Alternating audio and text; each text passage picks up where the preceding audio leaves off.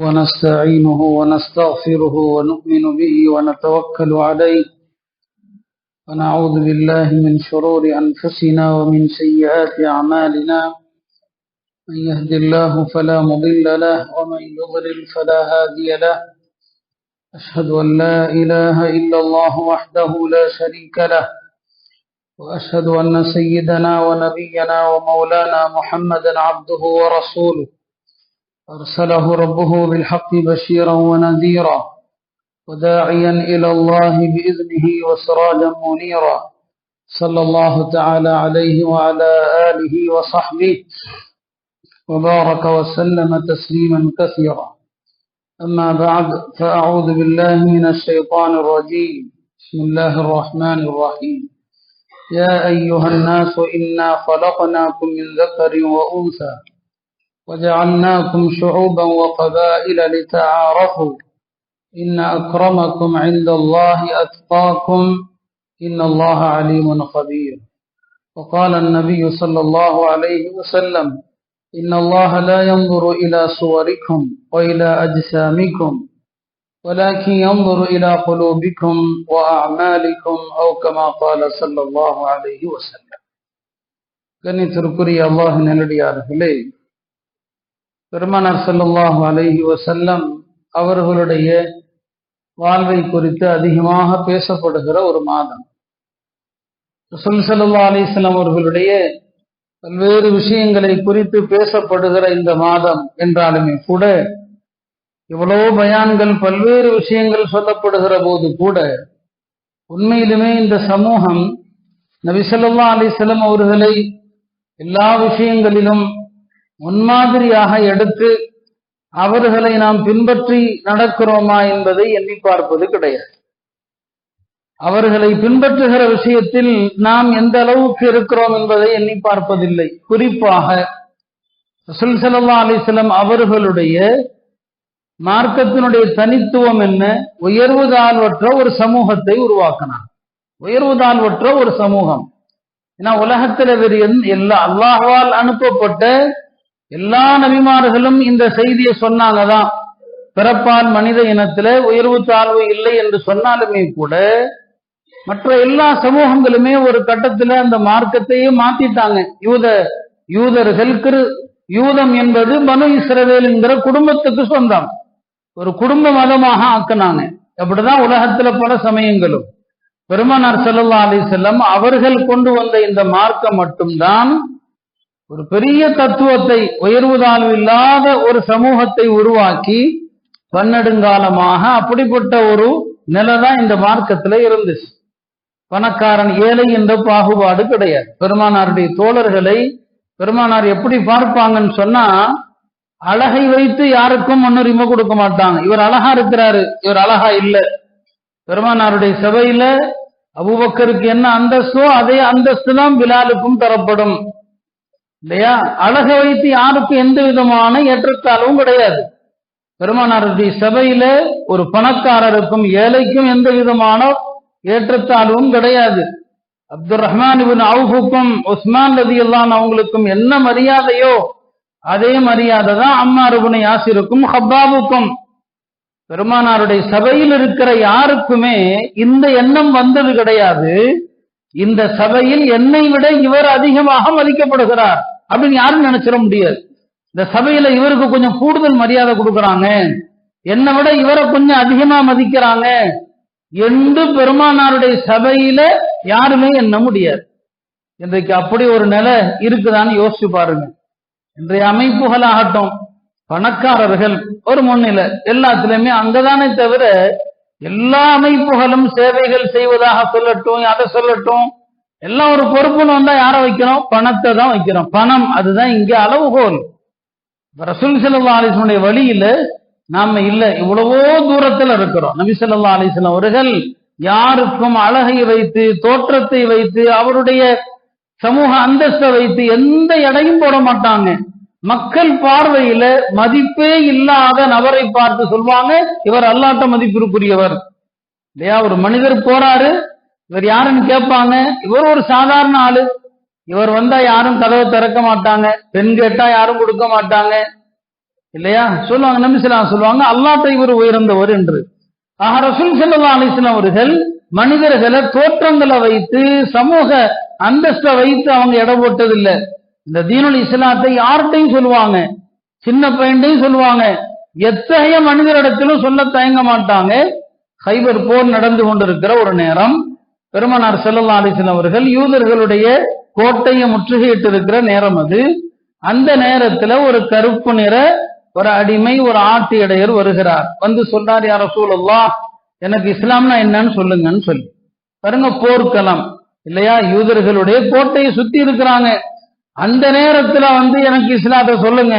சரி, சொல்ற ஆளு ஒரு பெரிய நபரா, ஒரு சமுதாயத்துல ஒரு பெரிய புறமுகரா, இந்த வேலையெல்லாம் இருந்தாலும் அவருக்கு முக்கியத்துவம் கொடுத்து சொல்றதுக்கு அப்படி என்ன இல்ல.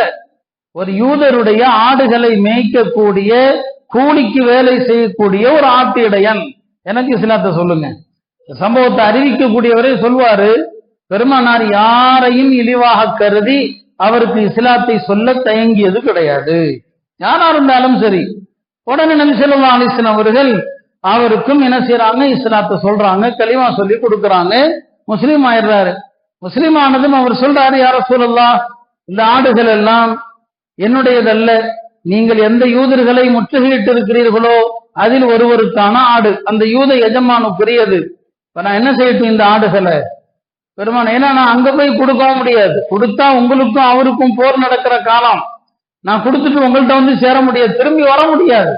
இந்த ஆடுகள் தானா எப்படி போகும்? பெருமானார் சொன்னாங்க, இந்த ஆடுகளுடைய முகத்துல அடிப்பா, எல்லா ஆடுகளும் அதற்குரிய எஜமான இடத்துல போய் சேரும்னு சொன்னாங்க. அந்த யூதர், அந்த அந்த இடையன் என்ன செஞ்சாரு, ஒரு பிடி அப்படி கல்லை எடுத்தாரு, பொடி கற்களை எடுத்தாரு, இந்த ஆட்டு மந்தையில முகத்துல அப்படி அடிச்சாரு. சொன்னாரு, நீங்கள் எல்லாம் உங்களுடைய எஜமானர்களிடத்திலே போய் சேருங்கள், இனி உங்களோடு நான் ஆடு வைக்க மாட்டேன் என்று சொல்லிட்டார். அந்த ஆடுகள் எல்லாம் கரெக்டா அந்த எஜமான அடைக்கப்பட்ட கோட்டைக்கு தான் போகுது. பின்னால் இருந்து யாரோ இயக்குவது போல போனதாக வரலாற்று நூல்கள்ல எழுதுறாங்க, சீரத் இப்னு ஹிஷாம் எழுதுறாங்க. ஆடுகள் எல்லாம் போய் உரிய ஒரு இடத்துல போய் சேர்ந்துருச்சு. இங்க ஒரு பாடம் இருக்குது, அந்த இடத்துலயும் பெருமானார் அமானிதத்தை பேண்றாங்க. சண்டையே யூதர்களோடு தான். நினைச்சிருந்தா யூதர்களுடைய ஆடுகள் தானே நமக்கானது என்று எடுத்திருக்கலாம். இல்ல, நீ அவருக்கு கூலி வேலை செய்யற ஆட்டை அங்க அனுப்பிடு. இப்ப அந்த ஆட்டிடையர் இப்பதான் முஸ்லீம் ஆகிறாரு, பெருமானாரோடு யுத்தம் களத்துல கலந்துக்கிறாரு. எங்கிருந்தோ வந்த ஒரு கல்லு தாக்கி மௌத்தா போயிட்டார், எங்கிருந்தோ வந்து மௌத்தாயிட்டார். பெருமானார் ஸல்லல்லாஹு அலைஹி வஸல்லம் உங்களுக்கு முன்னால அவருடைய பிரேதம் கொண்டு வரப்பட்டது. கொஞ்ச நேரம் பார்த்த நபி அவங்க திடீர்னு திரும்பிட்டாங்க. யார சொல்லதான், என்ன திரும்பிட்டீங்க, அதிருப்தியா ஏதாவது? இல்ல இல்ல, இப்பவே அவர் சொர்க்கத்துல அவருடைய 2 ஹூர்லின் ஜோடிகளோடு இருக்கிறார், அதை பார்த்து வெட்கப்பட்டு நான் திரும்பினேன்னு சொன்னான். யோசிச்சு பாருங்க, ஒரு சராசரி ஒரு ஆட்டு இடையன், ஆடு மேய்க்கிற இடையன், ஒரு கருப்பு நிற அடிமை, அவருக்கும் இஸ்லாத்தை சொல்ல தயங்கல்ல. அவர் எந்த தொழுகையும் தொழவே இல்லை, எந்த அமலும் செய்யல. கலிமா சொன்னவர் கொஞ்ச நேரத்துல மூத்தானாரு. அல்லாஹ்ட்ட மதிப்பு என்பது நீ என்ன தூய எண்ணத்தோடு ஏகத்துவத்தை ஏற்றுக்கொண்டாய் என்பதுதான் அல்லாஹ்ட்ட மதிப்பு. நீங்க இஹ்லாஸோடு ஒரு சிறிய அமலை செய்யுங்க, சின்ன அமலா இருக்கட்டும், இஹ்லாஸோடு செஞ்சா அந்த அமலுக்கு தான் மதிப்பு. அல்லாஹ் இந்த தோற்றத்தெல்லாம் பார்க்க மாட்டான். பெருமானார் அடிக்கடி சொல்லுவாங்களா, எம்பூர் இல்லா சுவரிக்கும் இல்லா அஜ்சாமிக்கும், உங்களுடைய உருவங்களை தோற்றங்களை அல்லாஹ் பார்க்க மாட்டான். எம்பூர் இலா குலூபிக்கும், உள்ளத்தை பார்ப்பான். அந்த கடைசி நேரத்துல கலிமா அவர் அவ்வளவு தூய்மையா சொல்லி இருக்கிறாரு. ஒரு வார்த்தை சொல்லிட்டு அமலே செய்யாம சொர்க்கத்துக்கு போயிட்டாரு, ஹூர்லின் கூட இருக்கிறார். அல்லாஹ்விடத்துல மதிப்பு என்ன? உள்ளத்தோடு, தூய உள்ளத்தோடு நீங்கள் சொல்லுகிற அந்த வார்த்தை தான். பெருமானார் ஸல்லல்லாஹு அலைஹி வஸல்லம் அவர்கள் இப்படித்தான் மனிதர்களை எடை போட்டாங்களே தவிர யாரையும் தோற்றத்தை விட்டு எடை போடல. இல்லையா? நாம ஜனாசாக்களுக்கும் கூட ஒவ்வொரு ஜனாசாவுக்கும் ஒவ்வொரு கூட்டம் இருக்குது இல்லையா? யாருக்கு வாய்ப்பு இருக்குதோ எல்லா ஜனாசாவிலையும் கலந்துக்கணும். அவங்க யாராக இருக்கட்டும், தெரிந்தவர்களோ தெரியாதவர்களோ, பணக்காரர்களோ ஏழைகளோ, இல்லையா? அந்த எண்ணம் இருக்கக்கூடாது, இவருடைய ஜனாசாவுக்கு போகணும் போகக்கூடாது என்று. பெருமானாருடைய காலத்துல ஒரு சாதாரண பெண்மணி தான், பள்ளிவாசலை கூட்டுகிற ஒரு பெண்மணி இறந்துட்டாங்க. மக்கள் சொல்ல தவறிட்டாங்க, பெருமானாரிடம் அறிவிக்கல. அந்த பெண் வரல, பள்ளிக்கு கூட்டக்கூடிய பெண் வரலையேன்னு கேட்டாங்க. இங்க அந்த அம்மா எங்கன்னு கேட்டாங்க. யார சொல்லலாம், இரவிலேயே அந்த அம்மா இறந்துட்டாங்க, இரவு நேரத்துல ஏன் உங்க தூக்கத்தை கெடுப்பானே, நாங்களே ராத்திரியோடு கொண்டு போய் அடக்கிட்டோம்னு சொன்னாங்க. என்கிட்ட நீங்க சொல்லக்கூடாதா? நீங்க உங்களில் ஒருவர் இறந்தால் அவருக்கு நான் தொழுவதன் மூலம் அல்லாஹ் மன்னரைகளை பிரகாசமாக்குகிறான். இந்த கபறுகள் மம்லூஅத்தும் முல்மன், அவைகள் இருளால் சூழ்ந்திருக்கிறது. நான் தொலை வைப்பதன் மூலம் அல்லாஹ் பிரகாசமாக்குறான். ஏன் சொல்லலன்னு சொல்லி துல்லூனி அலா கபரிஹா, எங்க அந்த அம்மாவுடைய கபரை காட்டுங்கன்னு சொன்னாங்க. அந்த அம்மாவுடைய கபருக்கு பக்கத்துல கபர்ல தொழுதார்கள். நபி ஸல்லல்லாஹு அலைஹி வஸல்லம் மஸ்ஜிதை கூட்டுகிற ஒரு சாதாரண பெண் என்று அலட்சியப்படுத்தல, ஒரு சராசரி பெண் என்று அலட்சியம் காட்டல. அங்கேயும் அவங்க உயர்வு கொடுத்தாங்க. அவங்க செய்யற அந்த சின்ன வேலை, அந்த வேலைக்கு அல்லாஹ்ட்ட எவ்வளவு பெரிய மதிப்பு நமக்கு என்ன தெரியும்? நமக்கெல்லாம் தெரியும் தான். அப்துல்லாஹ் இப்னு உம்மி மக்தூம் ஒரு பார்வை தெரியாத ஒரு ஏழை சஹாபி. அவர் விஷயத்துல அல்லாஹ் பெருமானாரை லேசா கொஞ்சம் கடிஞ்சுக்கிட்டான். பெருமானார் குறைஷி தலைவர்களோடு பேசும்போது அவர் வந்துட்டார். அவருக்கு தெரியாது நபி அவங்க யாரோடு பேசுறாங்கன்னு தெரியாது.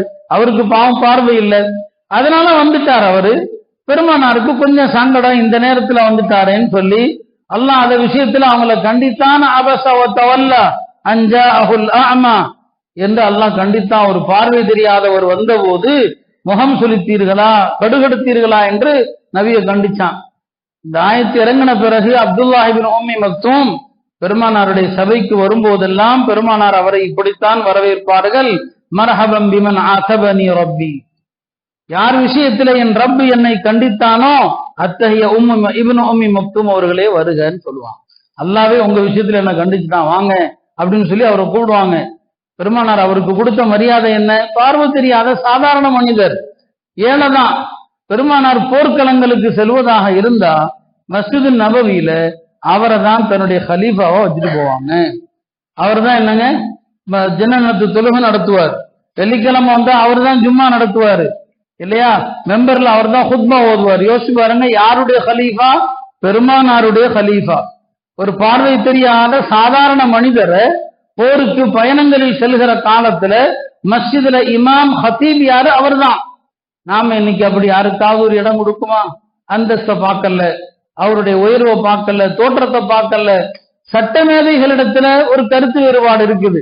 பார்வை தெரியாதவர் இமாம செய்யலாமான்னு சொல்லி. அதுக்கு காரணம் அவங்க எந்த பார்வையில பார்ப்பாங்கன்னா, அவருக்கு அசுத்தங்கள் இருப்பதெல்லாம் தெரியாது, சில நேரங்களில் தொழுகை கூடாம போயிடுமே அப்படிங்கிறதுக்காக பார்ப்பாங்க. மற்றபடி உயர்வு தாழ்வு அல்ல. அல்லாஹ்வுடைய தூதர் அவரை தான் வச்சுட்டு போவாங்க. பெருமானார் வர்ற வரைக்கும் அவர் தான் இமாம். அதை விட பெருமானார் அவருக்கு கொடுத்த உயர்வு என்ன? மஸ்ஜிது நபவியுடைய 2 முஅஸ்ஸின்களில் அவர் ஒருவர். பிலால் ஒரு முஅஸ்ஸின், அப்துல்லாஹ் இப்னு உம்மி மக்தூம் இன்னொரு முஅஸ்ஸின். பாருங்க, அவருக்கு பார்வை தெரியாது. பார்வை தெரியாதவர் முஅஸ்ஸினாக்குனா எப்படிங்க அவர் வக்துக்கு பாங்கு சொல்வாரு? வக்துக்கு அவர் எப்படி பாங்கு சொல்வாரு அப்படின்னா, அவருக்கு நேரம் வருவதை சொல்வதற்கென்றே சில பேரை நியமிச்சிருந்தாங்க. அவங்க சொல்லுவாங்க, காலையில ஃபஜ்ர் நேரம் வந்து விட்டது அப்படின்னா பாங்கு சொல்லுவார். ஒவ்வொரு வக்துக்கும் பிலால் சில நேரத்துக்கு, அவர் சில நேரத்துக்கு. பெருமானாருடைய காலத்துல இரவுல 2 பாங்கு சொல்லுவாங்க. ஃபஜ்ர் வக்துக்கு முன்னால ஒரு பாங்கு, வக்து வந்ததும் ஒரு பாங்கு. இன்னைக்கு நாம ஹரமைன் ஷரீஃபில் அப்படித்தானே பாக்குறோம். புனித மக்காவிலும் மதீனாவிலும் 2 பாங்கு. பெருமானார் காலத்துல அப்படிதான். முதல் பாங்கு யாரு சொல்லுவாரு? பிலால் சொல்லுவாங்க. 2வது பாங்கு இப்னு உம்மி மக்தூம் சொல்லுவாங்க. மக்களுக்கு பெருமானார் சொல்லிடுவாங்க, பிலால் பாங்கு சொன்னா சஹர் சாப்பிடுறத நிறுத்திடாதீங்க. அவர் இரவுல பாங்கு சொல்றாரு, அந்த பாங்க கேட்டு சஹர நிறுத்தாதீங்க. இப்னு உம்மி மக்தூம் ஃபஜ்ர் வக்து வந்ததும் சொல்வாரு, அவர் பாங்கு சொன்னா நிறுத்திடுங்க சாப்பாட்டை அப்படின்னு சொன்னாங்க பெருமானார். ஆனா முதல்ல எப்படி வச்சிருந்தாங்கன்னா, இரவுல பாங்கு சொல்வது பார்வை தெரியாத அப்துல்லாஹ் இப்னு உம்மி மக்தூம், அவர் தான் இரவுல சொல்லுவார். பிலால் தான் ஃபஜ்ர் பாங்கு சொல்லுவாங்க. அப்படிதான் முதல்ல இருந்துச்சு. ஒரு நாள் பிலாலுக்கே தப்பு ஏற்பட்டு போச்சு. அவர் சுபு சாதிக்கு முன்னால பாங்கு சொல்லிட்டார். இப்பயும் சில பள்ளிகளை அப்படிதான் சொல்லிட்டு இருக்கிறாங்க. நான் பெருமைக்கு சொல்ல டெய்லி கவனிக்கிறேன். ஒரு பள்ளியில வக்து வர்றதுக்கு முன்னால 4:40 42க்கெல்லாம் தொடர்ந்து ஒரு மோதினார் பாங்கு சொல்றாரு. அது யாருன்னு எனக்கு தெரியல, எந்த பள்ளியிலும் தெரியல. அது எப்படிங்க வக்துக்கு முன்னால பாங்கு சொல்லி அந்த பாங்க கேட்டு தஹஜ்ஜுல ஒரு பெண்கள் யாராவது ஃபஜ்ர் தொழுதுட்டா என்ன ஆகும்? இதுனா விளையாட்டா இது? அப்படி ஒருத்தர் சொல்றாரு. இப்ப பெருமானார் காலத்துல முதல்ல யார் ஃபஜ்ருக்கு பாங்கு சொல்லுவார்னா பிலால் தான். பிலால் ரலியல்லாஹு அவர்கள் ஒரு நாள் ஃபஜ்ருக்கு முன்னால வக்துக்கு முன்னால வாங்க சொல்லிட்டாங்க. அப்ப நபி அவங்க கூப்பிட்டு, அப்பா வக்தே வரல, அதுக்குள்ள என்ன வாங்க சொல்லிட்டு? அவருக்கு தண்டனை. மறுபடியும் மக்களிடம் அறிவிப்பு செய், இன்னல் அப்த கத்னாம், மக்களே இந்த பிலால் தூக்க கலக்கத்துல தப்பா வாங்க சொல்லிட்டேன், இன்னும் வக்து வரல அப்படின்னு அறிவிப்பு செய். தப்பா வாங்க சொன்னா அதுக்கு தண்டனை தாங்க. பெருமானார் சொல்றாங்க சொல்லு அப்படின்னு சொல்லி. அதுக்கப்புறம் தான் பிலால் சொன்னாரு, என் பார்வை இப்ப சரியில்லை, முன்ன மாதிரி இல்ல, அதனால நான் ஃபஜ்ருக்கு இனிமே வாங்க சொல்லலை, முறைய மாத்துங்கன்னாங்க. உடனே தான் அவரை நீ ராத்திரி வாங்க சொல்லு, இப்னு உம்மி மக்தூம் ஃபஜ்ருக்கு வாங்க சொல்லட்டுன்னு மாத்தினாங்க. சொல்ல வந்தது, பெருமானார் மஸ்ஜிது நபவியில மோதினாக நியமித்த 2 பேருமே யாருங்க? சாதாரண மனிதர்கள். பிலாலும் சரி இல்லையா, சாதாரண ஒரு கருப்பு நிற அடிமை தானே அவரு. அல்லாஹ் இந்த தீனை கொண்டு அவருக்கு எவ்வளவு பெரிய அந்தஸ்தை கொடுத்தான். இந்த கனவை பாங்கல கண்ட தோழர் வேற, அப்துல்லாஹ் இப்னு ஸைத், அவர் தான் இந்த கனவுடைய வார்த்தைகள் அவருக்கு கனவுல காட்டப்பட்டது. பெருமானார் அவரை முஅzzீனாக போடல, பிலால் ரலியல்லாஹு அவங்கள தான் நியமிச்சாங்க. இந்த பிலால் தான் மக்கால ஏகத்துவ அழைப்புக்காக துன்புறுத்தப்பட்டார், அதனால அவரையே போடுவோன்னு சொல்லி இந்த பிலாலுக்கு அந்த கண்ணியத்தை கொடுத்தாங்க. இப்னு உம்மி மக்தூம் அவரை முஅzzீனாக்கி அழகு பார்த்தாங்க. மக்கா வெற்றியின் போது பெருமானார் பகல்ல எல்லா வேலைகளையும் முடிச்சுட்டாங்க. லுஹர் நேரம் வந்துருச்சு. லுஹர் நேரம் வந்ததும் மக்கால முதலாக சத்தமா பாங்கு சொல்லக்கூடிய நேரம். ஏன்னா பெருமானார் மக்கால இருந்த வரைக்கும் ஜமாத்து தொழுகை, பாங்கு, இகாமத்து எதுவுமே நடைமுறைக்கு வரல. அதெல்லாம் மதீனா வந்த பிறகுதான் வந்துச்சு. இப்ப 8ஆம் ஆண்டு மக்கா வெற்றி கொள்ளப்பட்டு லுஹர் வக்து வருது, பாங்கு சொல்லணும். யாரை கூப்பிடுறாங்க? அவ்வளவு பெரிய மஜ்லிஸ்லயும் பிலால தான் அழைக்கிறாங்க. எங்க பாங்கு சொல்றது? ஏறு காபாவுக்கு மேல, காபாவுக்கு மேல ஏறு பாங்கு சொல்லு. இதெல்லாம் அப்ப அது வரைக்கும் முஸ்லீம் ஆகாம இருக்கிறாங்க நிறைய பேர் மக்கால, அதுக்கப்புறம் முஸ்லீம் ஆயிடுவாங்க எல்லாரும். அந்த முஸ்லீம் ஆகாத காபிர்கள் எல்லாம் பல பேர் இந்த காட்சியை பார்க்க கூடாதுன்னு மக்கா விட்டு பக்கத்து ஊருக்கு ஓடி போயிடுறாங்க. சில பேர் மலைகள்ல ஏறி உட்கார்ந்துக்கிறாங்க, பிலால் பாங்க சொல்றாங்க. அந்த தலைகள் ஒவ்வொன்றும் ஒவ்வொரு விதமான கமெண்ட்ஸ் சொல்லுது, ஒவ்வொரு தலைவரும் ஒவ்வொன்னு. ஒருத்தர் சொல்றாரு, என் தந்தை வாக்கியம் மிக்கவர், கொடுப்பினை மிக்கவர், இந்த காட்சியை பார்க்கல. ஒருத்தர் சொல்றாரு, இந்த ஆளு பாங்க சொல்றது அல்லாஹ்வுக்கு பிடிக்காத செயலா இருந்தா அல்லாஹ் இந்த ஆளை தண்டிக்க தான் போறான் அப்படின்னு ஒருத்தர் சொல்றாரு. அபூ சுஃபியானும் உட்கார்ந்து இருக்கிறாரு, அவரும் முஸ்லீம் ஆகல. என்ன அபூ சுஃபியான், நீங்க என்ன சொல்றீங்க? நான் எதுவுமே பேசலப்பா, நான் என்ன பேசினாலும் இங்க இருக்கிற கல்லும் முகமதுக்கு சொல்லி கொடுத்துருன்ட்டார். நான் என்ன கருத்தை சொன்னாலும் இங்க இருக்கிற கல்லும் அவருக்கு சொல்லி கொடுத்துரும், வம்பே வேண்டாம், நான் எதுவுமே பேசல அப்படின்ட்டார். பிலால்ல தான் பாங்க சொல்லி முடிச்சுட்டாங்க. ஜிப்ரீல் வந்தாங்க, யார் என்னென்ன சொன்னாங்களோ எல்லாத்தையும் சொல்லிட்டாங்க. இவர் இப்படி சொன்னார், இவர் இப்படி சொன்னார், இவர் இப்படி சொன்னார். நேரா நபிஸல்லாஹு வந்தாங்க அந்த தலைவர்கள்ட்ட. லகத் அலிம்து அல்லதீ மா குல்தும், நீங்க என்னென்ன சொன்னீங்களோ எல்லாம் எனக்கு தெரிஞ்சு போச்சுன்னு சொல்லி உடனே அந்த இடத்துல 2 பேரும் முஸ்லீம் ஆயிட்டாங்க. யார சொல்லலாம், இது வரைக்கும் எங்களுக்கு தெரியல, நீங்க இப்ப இந்த இடத்துல நீங்க இல்ல, எப்படி உங்களுக்கு தெரிஞ்சது? முஸ்லீம் ஆயிட்டாங்க. சொல்ல வந்தது என்ன, காபாவுக்கு மேல் வாங்க சொல்லுகிற அந்த உயரிய அந்தஸ்தை யாருக்கு கொடுத்தாங்க? தன்னுடைய குடும்பத்துல உள்ள யாருக்காவது கொடுத்தாங்களா? குறைஷி குலத்துல உள்ள யாருக்காவது அந்த அந்தஸ்தை கொடுத்தாங்களா? எந்த சமயமாவது ஒரு சராசரி மனிதனுக்கு அவனுடைய ஆலயத்துல இந்த கண்ணியத்தை, இந்த மரியாதை கொடுக்குமா எந்த மதமாவது? பெருமானார் ஸல்லல்லாஹு அலைஹி வஸல்லம் அவர்கள் ஹஜ்ரத் பிலால் ரலியல்லாஹு அவர்களுக்கு தான் அந்த இடத்தை கொடுத்து அழகு பார்த்தாங்க. மக்காவுடைய தலைவர்கள் சகிக்க முடியல, அவங்களால ஜீரணிக்க முடியல அந்த காட்சியை. அவங்கள்ட்டையும் இங்க பிராமணர்கள்ட்ட என்ன உயர்வு தாழ்வு இருக்குதோ அவங்கள்ட்ட இருந்துச்சு. யூதர்களிடத்துல என்ன உயர்வு தாழ்வு இருந்ததோ அதெல்லாம் அவங்கள்ட்ட இருந்தது. எல்லாத்தையும் ஒழிச்சு கட்டினாங்க தானே, எல்லாவற்றையும் ஒழிச்சு கட்டினாங்க. யாரையும் பெருமானார் ஸல்லல்லாஹு அலைஹி வஸல்லம் அவர்கள் சாதாரணமாக எப்போதுமே கருதியது கிடையாது. இந்த மார்க்கத்துல தூய எண்ணத்தோடு செய்யக்கூடிய அமல், அவ்வளவுதான். இன்ன அக்ரமக்கும் இன்தல்லாஹி அத்காக்கும், உங்களில் அல்லாஹ்விடம் உயர்ந்தவர் யாருன்னு சொன்னா அவருடைய இறையச்சம். அல்லாஹ் அதை தான் பாக்குறான். தக்வாஹுனா, இந்த தக்வாவை தான் பாக்குறான். அதனாலதான் நபி ஸல்லல்லாஹு அலைஹி வஸல்லம் யாரையுமே குறை சொல்ல அனுமதிக்கவே மாட்டான். ஏதாவது 1-2 செஞ்சிருப்பாங்க. ஒரு சஹாபி ஆமிர் இப்னுல் அக்வா, ஹைபர்ல அவர் இறந்துட்டார். அவர் எப்படி இறந்தாருன்னு தெரியலங்க, இறந்துட்டார் ஆமிர் இப்னுல் அக்வா.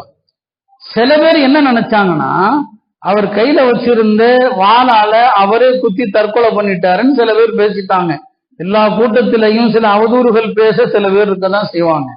அவங்க சில பேர் அப்படி பேசிட்டாங்க. பெருமானார் ஸல்லல்லாஹு அலைஹி வஸல்லம் இல்லவே இல்லை, அவர் அப்படிப்பட்ட சஹாபி இல்லை. இன்னஹு ஜாஹிதுன் முஜாஹிதுன், அவர் தீனுக்காக கஷ்டப்பட்டு அல்லாஹ்வுடைய பாதையில போராளியாக இறந்திருக்கிறார் அப்படின்னு சொல்லிவிட்டு சொன்னாங்க, இந்த புவியில் நடந்த அரபுகளில் அவரை போன்ற மனிதரை பார்க்க முடியாதுன்னு சொன்னாங்க. இந்த பூமியில அவரை மாதிரி ஒரு அரபி யாரும் நடந்ததில்லை. ரசூல் ஸல்லல்லாஹு அலைஹி வஸல்லம் எந்த மனிதரையும் யாரும் குறைத்து பேசுவதை எந்த இடத்திலையும் நபி ஸல்லல்லாஹு அலைஹி வஸல்லம் அவர்கள் இடமே கொடுக்க மாட்டான். அவருடைய செயலுக்கான என்ன சின்னதோ பெரியதோ அவருடைய செயலுக்கு அல்லாஹ்ட்ட மதிப்பு இஹ்லாஸ பொறுத்து தான். யாரா இருந்தாலும் சரி, உயர்ந்தவரோ தாழ்ந்தவரோ, உயர்ந்தவர்கள் எல்லாருக்குமே அதான் மதிப்பு. அன்னை ஹதீஜா இருக்கிறாங்க, அவங்க இந்த தீனுக்காக எவ்வளவு தியாகங்கள், பெருமானாருக்காக எவ்வளவு அர்ப்பணிப்புகள் இல்லையா. முதல்ல பெருமானாருக்கு நபித்துவம் வந்த போது அதை மனைவிட்ட தான் சொன்னாங்க, வேற யார்ட்டையும் சொல்லல, மனைவிட்ட தான் சொன்னாங்க. ஹஜ்ரத் ஹதீஜா அவர்கள் ஈமான் கொண்டாங்க, பெருமானாருக்கு ஆதரவா இருந்தாங்க, பெருமானாருடைய உள்ளத்தை ஊக்கப்படுத்தினாங்க, எல்லா கஷ்ட நஷ்டங்களிலும் பங்கெடுத்தாங்க. அதற்கு என்ன பரிசு அவங்களுக்கு கிடைத்தது? அல்லாஹ் தஆலா 2 பரிசை கொடுத்தான். ஒன்று ஜிப்ரீல் அலைஹிஸ்ஸலாம் அவர்களிடத்துல சொல்லி, ஒய் ஹதீஜா அவர்களுக்கு என்னுடைய சலாமை சொல்லுங்கள் என்று அல்லாஹ் வந்து ஜிப்ரீலிடம் சொல்லி அன்னை ஹதீஜாவுக்கு சலாம் சொல்லுமாறு சொன்னான். அல்லாஹ்வுடைய சலாமை பெற்ற ஒரு தோழர், ஒரு சஹாபி யாருன்னா அன்னை ஹதீஜா அவங்க தான். ரெண்டாவது என்ன, நபி ஸல்லல்லாஹு அலைஹி சொன்னாங்க, அல்லாஹ் எனக்கு ஹதீஜாவுக்கு ஒரு சுப செய்தி சொல்லுமாறு ஆணையிட்டான். அல்லாஹ் அவர்களுக்கு சொர்க்கத்துல ஒரு முத்து மாளிகை, அந்த மாளிகையில கூச்சல் இல்லை, அந்த மாளிகையில குழப்பம் இல்லை, ஒரு அமைதியான முத்து மாளிகையை கொண்டு அல்லாஹ் அவங்களுக்கு சுப செய்தி சொன்னான் என்று பெருமானார் சொன்னாங்க. அப்போ ஹதீஜா ரலியல்லாஹு அன்ஹாவுடைய அந்த தியாகம் தூய்மையானதாக இருந்தது. அதற்குரிய பரிசு என்ன என்பதை பெருமானார் ஸல்லல்லாஹு அலைஹி வஸல்லம் அவர்கள் அதை அவங்களுக்கு சொன்னாங்க. அதனால அருமையானவர்களே, பெருமானாருடைய வாழ்க்கைய பல்வேறு கோணங்கள்ல பேசப்படுகிற இந்த காலகட்டத்திலையும் கூட நாம சமூகத்துல பாரபட்சம் பார்க்கிறோம், ஏற்றத்தாழ்வு பார்க்கிறோம், பணக்காரன் ஏழன் பிரிக்கிறோம். ஹஜ்ரத் சஅத் பின் அபி வக்காஸ் அவர்கள் கொஞ்சம் ஒரு முறை அவங்களுக்கு தான் உயர்ந்தவர் அப்படிங்கிற ஒரு பெருமை வந்துருச்சு. தான் உயர்ந்தவர் என்று, அந்த குறைஷி வம்சத்தை சார்ந்தவர், கொஞ்சம் வசதியானவர். அப்பதான் நபி ஸல்லல்லாஹு அலைஹி வஸல்லம் சொன்னாங்க, சாத் அவர்களே தெரிந்து கொள்ளுங்கள், இன்னமா துன்சரூன் வ துர்ஸகூன் பிதுஆஃபாயிக்கும். இத எல்லா பணக்காரர்களுக்கும் ஒரு செய்தியா பெருமானார் சொன்னாங்க. பணக்காரங்களுடைய எண்ணம் என்ன? நம்மளாலதான் எல்லாம் நடக்குது இல்லையா, நம்மளாலதான் மதரசா நடக்குது, நம்மளாலதான் மஸ்ஜித் நடக்குது, நம்மளாலதான் ஊர்ல உள்ள ஏழை குமர்கள் எல்லாம் கல்யாணம் கட்டி கொடுக்கப்படுறாங்க, என்னால் என்னால் என்னால் என்று பணக்காரன் நினைக்கிறான். சஅத் பின் அபி வக்காஸுக்கு மனசுல வந்துருச்சு. பெருமானார் எல்லாருக்கும் ஒரு சாட்டை அடியாக சொன்னாங்க, அறிந்து கொள்ளுங்கள், அல்லாஹ்வுடைய உதவி உங்களுக்கு கிடைப்பதும் அல்லாஹ்வுடைய புறத்தில் இருந்து வாழ்வாதாரம் வழங்கப்படுவதும் சமூகத்தில் உள்ள பலவீனமான மனிதர்களை கொண்டுதான். இன்னமா துன்சரூன் வ துர்ஸகூன பிதுஆஃபாயிக்கும். உங்களில் உள்ள சாமானிய மனிதர்கள், உங்களில் உள்ள பலவீனமான மனிதர்கள், உங்களில் உள்ள ஏழை எளிய மக்கள், அவர்களை கொண்டுதான் அல்லாஹ் உங்களுக்கு வாழ்வாதாரத்தை வழங்குகிறான், உங்களுக்கு உதவி செய்கிறான் என்று சொன்னான். அதனாலதான் பெருமானார் ஸல்லல்லாஹு அலைஹி வஸல்லம் ஏழைகளோடு தான் இருப்பாங்க. போர்க்களத்துல 5 வகையான படைப்பிரிவு இருக்கும் பெருமானாருடைய காலத்துல. அந்த 5 வகையான படைப்பிரிவுல கடைசியா வருவாங்க யாருன்னு சொன்னா, அவங்கள்ட்ட சரியான வாகனம் இருக்காது, மெலிந்து போன நோய்வாய்ப்பட்ட பலவீனமான வாகனத்துல ஏழை தோழர்கள் வந்திருப்பாங்க. பெருமான் இந்த வேகமா நல்ல குதிரை வச்சிருப்பாங்க, நல்ல ஒட்டகங்களை வச்சிருப்பாங்க, வேகமா போயிடுவாங்க. ரசூல் ஸல்லல்லாஹு அலைஹி வஸல்லம் இந்த கடைசியில வர்றாங்க பாருங்க, அவங்களோடு தான் இருப்பாங்க. சொல்லுவாங்க, உபூனி ஃபீ துஆஃபாயிக்கும், உங்களில் பலவீனமான மக்கள் இருக்கிறார்களே அவர்களிடையே என்னை தேடுங்கள், பலவீனமான மக்களிடையே என்னை தேடுங்கள், நான் அங்கதான் இருப்பேன், நான் பணக்காரங்களோடு இருக்க மாட்டேன், ஏழை எளிய சாதாரண மனிதர்கள் அவங்களோடு என்னை தேடுங்கள் என்று அந்த பலவீனமான மக்களோடு அவங்களுக்கு ஆதரவான வார்த்தைகளை சொல்லி, சில நேரங்கள்ல சில பேருடைய ஒட்டகம்லாம் ஒண்ணுமே நடக்காது, படுத்துரும், அவங்களுக்காக அதுல தட்டி கொடுப்பாங்க, அவங்களுடைய பரக்கத்தான கையில அந்த ஒட்டகம் வேகமா போக ஆரம்பிச்சிரும். இப்படித்தான் பெருமானார் ஸல்லல்லாஹு அலைஹி வஸல்லம் அவர்கள் தன் தோழர்களை, தன்னுடைய நண்பர்களை பெருமானார் ஸல்லல்லாஹு அப்படிதான் பார்த்தாங்க. அந்த மாதிரிதான் பொறுப்புகளையும் கொடுத்தாங்க. அவங்க பணக்காரன் ஏழைங்கிற அந்த அடிப்படையில பார்க்கல, தூய எண்ணத்தோடு செயல்படக்கூடிய யாராக இருந்தாலும் அவங்களுடைய தூய்மையை மதிப்பாங்க, அவங்களுடைய செயலை மதிப்பாங்க. யாரை குறித்தும் தவறாக எடை போடுவதை பெருமானார் ஸல்லல்லாஹு அலைஹி வஸல்லம் அவர்கள் ஒருபோதும் விரும்பியது கிடையாது. அதனால அந்த அடிப்படையில இன்றைக்கு நாம எவ்வளவோ பேசுறோம், ஆனா பெருமானாருடைய இந்த நடைமுறை, இந்த அழகான உஸ்வா, அல்லாஹ் சொல்றானே லக்கத் கான லக்கும் ஃபீ ரசூலில்லாஹி உஸ்வத்துன் ஹஸனா, இந்த அழகான உஸ்வத்துன் ஹஸனா நம்மள்ட்ட இல்லை, எதுலையுமே கிடையாது. பெருமானாருடைய அழகிய முன்மாதிரிய எதுலையுமே நாம எடுத்துக்கொள்ள விரும்பல இல்லையா? பெருமானார் ஸல்லல்லாஹு அலைஹி வஸல்லம் அவர்கள் ஒரு கூட்டத்துல இருப்பதை சஹாபாக்கள் பெருமையாக நினைப்பாங்க. ஆனாலும் கூட எந்த சஹாபியும் தன்னுடைய திருமணத்திற்கு பெருமானாரை அழைத்து வந்து உட்கார வைத்து துவா செய்யுங்கன்னு சொன்னதில்லை. ஏன்னா பெருமானார் எளிமை விரும்பினாங்க, எளிமையான திருமணங்களை விரும்பினாங்க. இந்த விஷயத்துல நாம அல்லாஹ்வுடைய தூதருடைய முன்மாதிரி எடுக்கிறோமா? இல்லை. ஆடம்பரங்கள், ஒரு கல்யாணத்துல ஆகிற செலவுல ஒரு 10ல் ஒரு பகுதியை நாம செலவு செஞ்சோம்னு சொன்னா ஒரு ஸ்கூல் கட்டிடலாம் இல்லையா? அதுல இன்னும் கொஞ்சம் அதிகமா நாம எடுத்துக்கொண்டோம்னு சொன்னா ஒரு கல்லூரி கட்டிடலாம். அவ்வளவு பெரிய ஒரு செலவுகளை இந்த திருமணத்துல இந்த சமூகம் வீணாக்குது. எனவே ரசூல் ஸல்லல்லாஹு அலைஹி வஸல்லம் அவங்க முன்மாதிரி என்ற கோணத்துலதான் பெருமானாருடைய வாழ்க்கையை நாம அணுகணும்.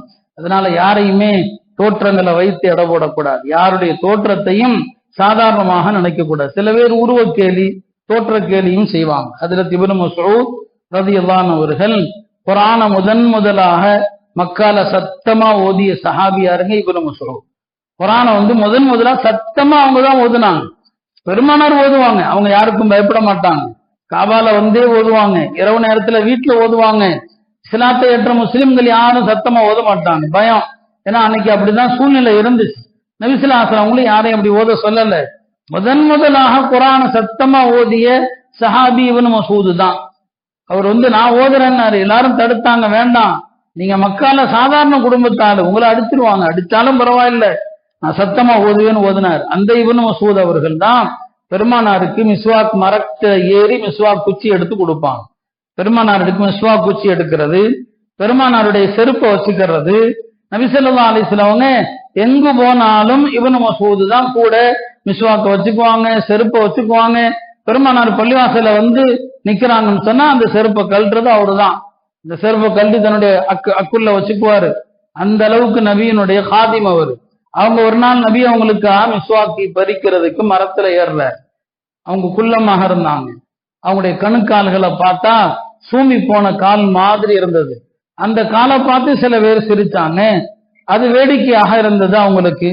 அவருடைய அந்த தோற்றத்தை பார்த்து சில பேர் நையாண்டியாக நாய்ப்போடு சிரித்தாங்க. பெருமானார் சொன்னாங்க, இந்த 2 கணுக்கால்களும் அல்லாஹ்விடத்துல உஹது மலையை விட கனமானதுன்னு சொன்னாங்க. இப்ப இப்படித்தான் ரசூல் ஸல்லல்லாஹு அலைஹி வஸல்லம் அவர்கள் தோற்றங்களுக்கெல்லாம் ஒரு அந்தஸ்து கொடுத்ததில்லை, யாருடைய செல்வாக்கு பதவிக்கு ஒரு அந்தஸ்து கொடுத்ததில்லை. சமூகத்துல உள்ள தாழ்த்தப்பட்ட ஏழை எளிய மக்கள், அந்தஸ்து இல்லாத மக்கள், அவங்களோடு தான் பெருமானார் தன்னை இணைத்தாங்க. ஒரு மாப்பிள்ளை பெண்ணு விஷயம் வருதுன்னு சொன்னா பெருமானார் ஸல்லல்லாஹு அலைஹி வஸல்லம் அவங்க உயர்குலம் தாழ்ந்த குலம் பார்த்ததில்லை. பிலாலுடைய மனைவி யாரு தெரியுமா? ஹஜ்ரத் பிலால் ரலியல்லாஹு அன்ஹு அவர்கள் ஒரு கருப்பு நிற அடிமை. அழகு இல்லதான். மார்க்கத்துல இந்த புற அழகு கிடையாது, அகத்தின் அழகுதான் அழகு, குணத்தினுடைய அழகுதான், நம்பிக்கை என்ற அழகுதான், அமல்கள் என்பதுதான் அழகு. இந்த தோற்றம் ஒரு அழகு இல்லை. அவங்கள யார் அவங்களுடைய மனைவி யாரு? அப்துல் ரஹ்மான் இப்னு அவுஃப் அவருடைய சகோதரியை தான் நிக்கா செஞ்சிருந்தாங்க ஹஜ்ரத் பிலால் அவர்கள். யோசிச்சு பாருங்க, அப்துல் ரஹ்மான் இப்னு அவுஃப் எவ்வளவு பெரிய பாரம்பரியத்தை சார்ந்தவர், குறைஷி குலத்துல உயர்ந்த குலத்தை சார்ந்தவர், அழகான குடும்பம் அது. அவங்களுடைய சகோதரி யாரு கொடுக்குறாங்க? ஹஜ்ரத் பிலால் அவர்களுக்கு கொடுக்குறாங்க. இன்னைக்கு நம்மவர்கள் யாராவது அப்படி செய்வோமா? குலப்பெருமையை பார்க்கிறோம், உயர்குலம் தாழ்ந்த குலம் என்ற அறியாமை கால ஜாஹிலியாவுடைய பேச்ச நாம பேசிட்டு இருக்கிறோம். ஹஜ்ரத் பிலால் அவங்க அப்துல் ரஹ்மான் இப்னு அவுஃபுடைய சகோதரியை கல்யாணம் கட்டுறாங்க இல்லையா? ஸைனப் பின்த் ஜஹஷ் அவங்க என்னங்க ஹாஷிமி, பெருமானாருடைய குடும்பத்தை சார்ந்தவங்க. அவங்கள முதல்ல யார் கல்யாணம் பண்ணாங்க? பெருமானாருடைய வளர்ப்பு மகனாக கருதப்பட்ட ஸைத் இப்னு ஹாரிஸா. ஸைத் இப்னு ஹாரிஸா தான் முதல்ல. அவர் அடிமை, அவர் பெருமானாரால் விடுதலை செய்யப்பட்ட அடிமை. குறைஷி குலத்துல உயர்ந்த குலம் பனு ஹாஷிம், அந்த குலத்து பெண்ணை கல்யாணம் பண்றார். அப்ப இப்படிதான் சஹாபாக்கள்ல சாதாரண மனிதர் குலத்தின் அடிப்படையில பாரம்பரிய அடிப்படையில உயர்ந்தவர் தாழ்ந்தவர் என்று அவர்கள் பார்க்கல. சராசரி மனிதர்களா இருந்தாலும் அவங்களுடைய அமலை பார்த்தாங்க, அவங்களுடைய ஈமானை பார்த்தாங்க. வெளியே அழகா யாருமே பார்க்கல.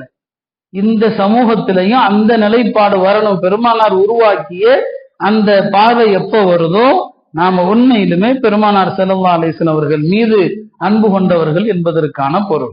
எல்லாம் அல்ல அல்லாஹ் ரசூல் ஸல்லல்லாஹு அலைஹி வஸல்லம் வாழ்க்கையை முழுமையாக விளங்கி அவர்கள் எத்தகைய ஒரு ஏற்றத்தால் ஒற்ற சமுதாயத்தை உருவாக்கினார்களோ அது போன்ற ஒரு சமுதாயமாக யாருடைய தோற்றங்கள், அவருடைய செல்வம் இதையெல்லாம் பார்க்காம அவர்கிட்ட உள்ள தூய்மை என்ன, மன தூய்மை என்ன, அவருடைய அமல்கள் என்ன, அவருடைய தீன் என்ன, அவருடைய நல்ல குணம் என்ன, இந்த விஷயங்களை பார்த்து நம்முடைய வாழ்க்கையில மாற்றங்கள் ஏற்படுத்த தௌஃபீக் செய்வானாக.